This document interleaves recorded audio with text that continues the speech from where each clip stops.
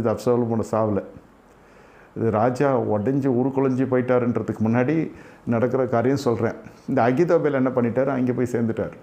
எங்கே போய் சேர்ந்துட்டாரு? அப்சலோம்கிட்ட போய் சேர்ந்துட்டார். இப்போ தான் நான் செய்திக்குள்ளே வரேன். ரட்சிக்கப்பட்டிருக்கிறாய், அபிஷேகம் பண்ணப்பட்டிருக்கிறாய், எல்லாம் பண்ணப்பட்டிருக்கிறது. தலைமையை நீங்கள் சூஸ் பண்ணக்கூடாது. உங்களுக்கென்று எழுப்பப்பட்ட தலைமையில் நீங்கள் நிலைத்திருக்கணும்.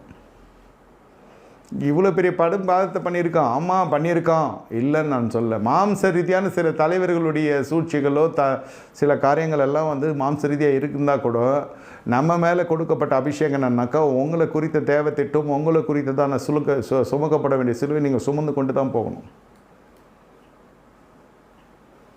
அபிஷேகம், அதாவது அபிஷேகம்னாக்கா எல்லா விஷயத்தையும் கரெக்ட். இது எக்ஸப்ட் இது பத்சேபால் மேட்டர் தான்.